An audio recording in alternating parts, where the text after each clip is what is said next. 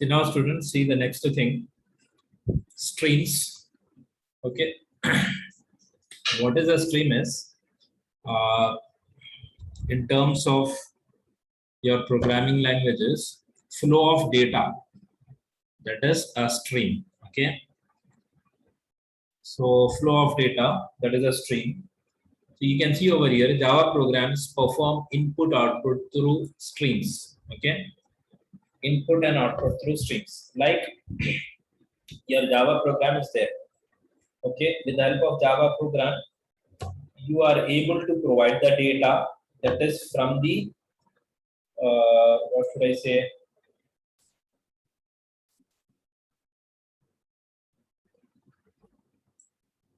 Just a second. Yeah. So, to your Java programs, what you can do is when you are going to run the program, you can give the input from the command prompt. Okay, that is you are giving the input, and you will be able to see your output on the command prompt. Okay, that is the output.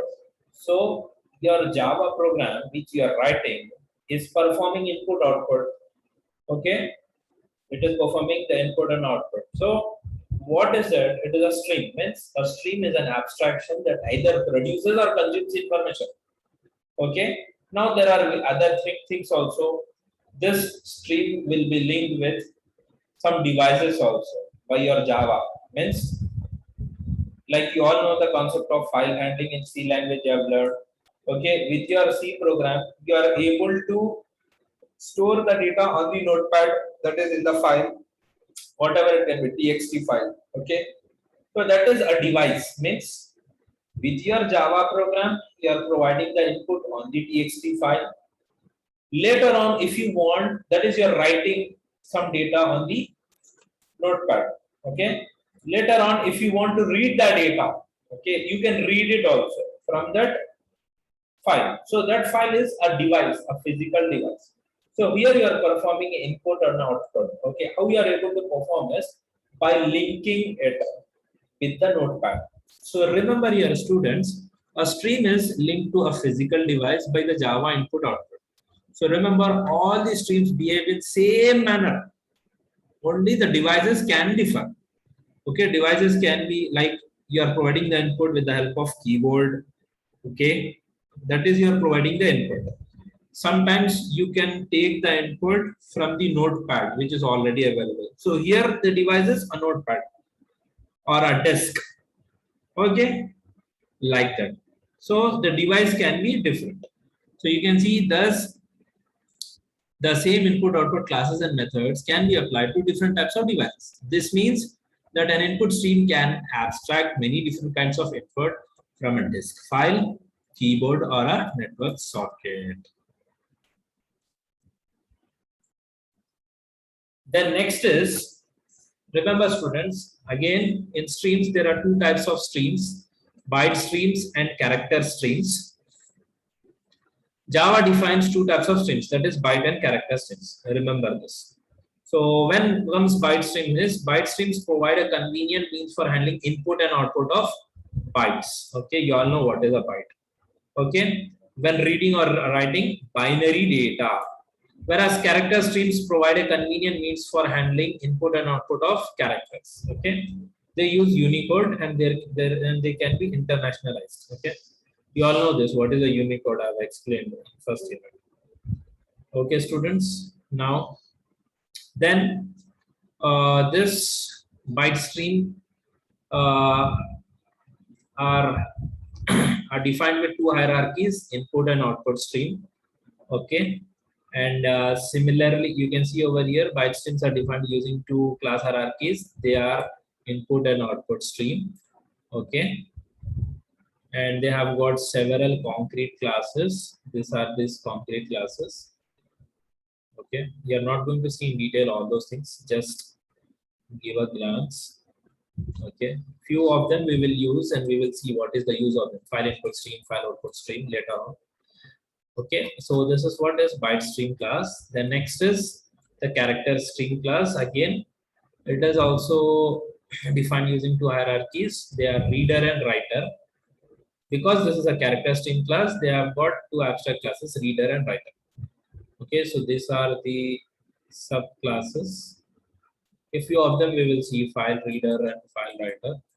Okay, others also, examples are also there, that is not needed. Okay, now a simple program I will show you. The predefined streams. Remember here one point: Java program automatically import java.lang package. Okay, that consists of one class system. Okay, remember that using some of its methods, you can obtain the current time and settings of various properties. And remember one more point: system also contains predefined variables. It has got in, out, and ERR. Mostly you have seen with out system.out. Apart from that system.out, it has got system.in, system.err. Okay. So see here, students. System.out, you have seen system.out.println. System.out refers to the standard output stream, whereas system.in refers to standard input stream, which is the keyboard. By default, it is a keyboard. Okay. And system.err refers to the standard error stream, which is also the console by default. Okay, so few things you have to remember. What are the predefined streams? Is system.in, system.out, and system.err. Okay,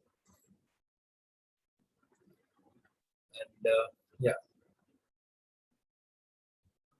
and see here for reading the console input in Java, console input is accomplished by reading from system.in. Okay, and if you want to get the character stream that is attached to the console, so you have to wrap it in system.in. Okay. So that is buffer reader over here. Here input reader is the stream that is linked to the instance of buffer reader. And you see here, which converts byte to characters. That is this one, input stream reader. So to obtain an input stream reader object that is linked to system.in in this way. Okay, because system.in refers to an object of type input stream. It can be used for input stream. That is, you have to put all together in this way. Buffer reader object br, you have to wrap it that is inside buffer reader as input stream reader. Okay, I will show you the examples also. And you see this reading characters. To read a character from buffer reader, you have to use the read method. Okay, what this will do is it will, each time that read is called, it reads a character from input stream and return it as integer value. Remember this. Okay, and it returns -1 when the end of the string is encountered. Okay, you will see that. See here. What I said, each time read is called, it reads a character from input string and return it as integer value.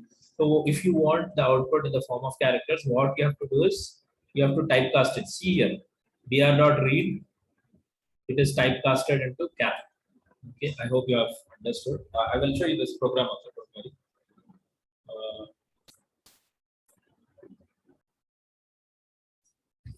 You see, students, this is a program. Uses a buffer reader to read characters from the console. I've copied this program over here and we will provide the line numbers also.